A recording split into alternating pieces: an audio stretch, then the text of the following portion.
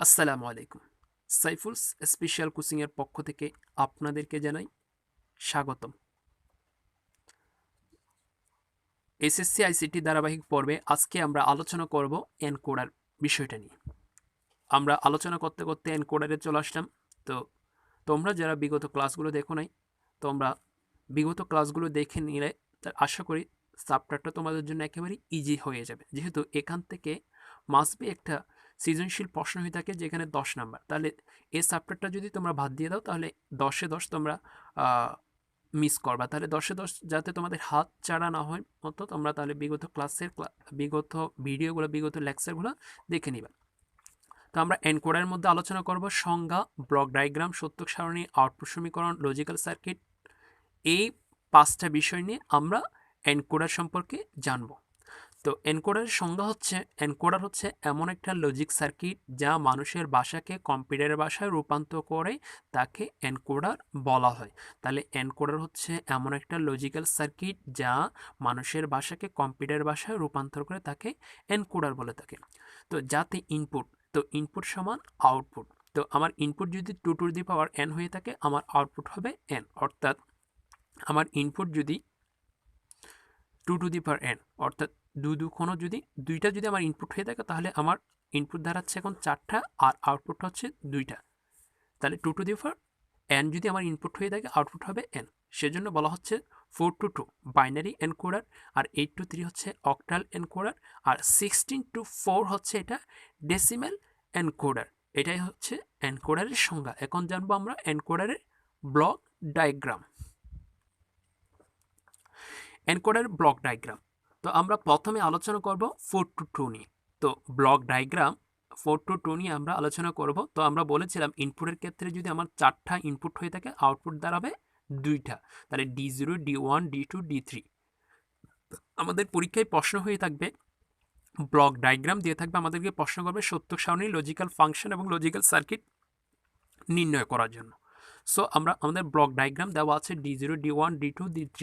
এটা হচ্ছে আমাদের এনকোডার। তো আমার আউটপুট হচ্ছে AB। তো এটা সত্যক সারণী কী দেওয়া আছে? সত্যক সারণী আমার ইনপুট এবং আউটপুট দেওয়া আছে। তো ইনপুটের ক্ষেত্রে আমরা D0, D1, D2, D3, AB। তো এইগুলো লেখার সিস্টেম কি, আসলে এগুলোর মানগুলো লেখার সিস্টেম হচ্ছে কোনাকুনি আমরা 1 লিখব। ইনপুটের ক্ষেত্রে মান লেখার সিস্টেম হচ্ছে কোনাকুনিভাবে 1 লেখা। ইনপুটের ক্ষেত্রে মান লেখার সিস্টেম হচ্ছে কোনাকুনি 1 লেখা। আর এখানে 4টা ডায়াগ্রাম হওয়ার, 4টা রো হওয়ার কারণ হচ্ছে আমার যেহেতু ইনপুট আউটপুট দাঁড়াচ্ছে কয়টা? 2টা। তো 2টা যদি আউটপুট হয়ে থাকে আমার 2 টু দি পাওয়ার 4, অর্থাৎ 4টা রো দাঁড়াবে। তাহলে 4টা রো লেখার সিস্টেম হচ্ছে D0, D1, D2, D3। তো আমাকে এগুলো কোনাকুনিভাবে 1 লিখে আসতে হবে, 1 1 1 1। আর বাকি যে আমার ডায়াগ্রামগুলো খালি থাকবে সেগুলোর মধ্যে আমরা শুধু জাস্ট 0 0 লিখে দেবো, 0 0 0 0 0 0 1 0 0 1 0 0। তো আমার আউটপুট দাঁড়াবে, আমার আউটপুট তো লেখার সিস্টেমটা হচ্ছে, আমরা বিগত লেকচার ভিডিওতে অনেকবার এই বিষয়টা দেখেছি। মানে প্রথম গড়ে একটা 0 একটা 1, একটা 0 একটা 1, দ্বিতীয় গড়ে হচ্ছে 2টা 0 2টা 1। এটা ডান, ওকে ডান। এখন আমরা শিখবো বুলিয়ান ফাংশন কিভাবে নির্ণয় করতে হয়। তো বুলিয়ান ফাংশন নির্ণয় করার জন্য আমরা শুধু আউটপুট সমীকরণ, তো আউটপুট মানে আমরা আউটপুটকে বিষয়গুলোকে নিয়ে আমরা ইনপুটটাকে নির্ণয় করব। তো আউটপুটের ক্ষেত্রে আমরা দেখতে পাচ্ছি বি একে যদি আমরা নির্ণয় করতে চাই, প্রথমে এর আউটপুট সমীকরণ। তাহলে প্রথমে দেখাচ্ছে এর ঘরের মধ্যে এই 2টা ঘরের মধ্যে আমার 1 আছে, অর্থাৎ আমার ইনপুটটা ওকে অন আছে। তো অন যদি থাকে তখন আমার ইনপুটের ক্ষেত্রে এই এর ঘরের সোজা সোজা আমার অন আছে D2-তে, আবার এটার ঘর অনুযায়ী সোজা সোজা অন আছে D3-তে। আমি শুধু জাস্ট দেখবো যে ঘরগুলো আমার অন আছে সেই ঘরগুলোকে আমি শুধু কাউন্ট করব। তাহলে এই ঘর অনুযায়ী আমার অন আছে D2, আর এই ঘর অনুযায়ী আমার অন আছে D3, অর্থাৎ এ সমান D2 অর আর D3। আবার বি ঘর অনুযায়ী আমার অন আছে এটা অনুযায়ী D1, আর এটা অনুযায়ী অন আছে আমার D3, অর্থাৎ বি সমান D1 অর D3। এটা হচ্ছে আমার বুলিয়ান ফাংশন। এখন আমরা আলোচনা করব বুলিয়ান ফাংশন থেকে সার্কিট নির্ণয়। তো আমার এ মানে ছিল D2 এবং D3। তো তিনটার মাঝখানে যেহেতু অর আছে, মানে এ মানে আমরা পেয়েছিলাম D2 অর D3।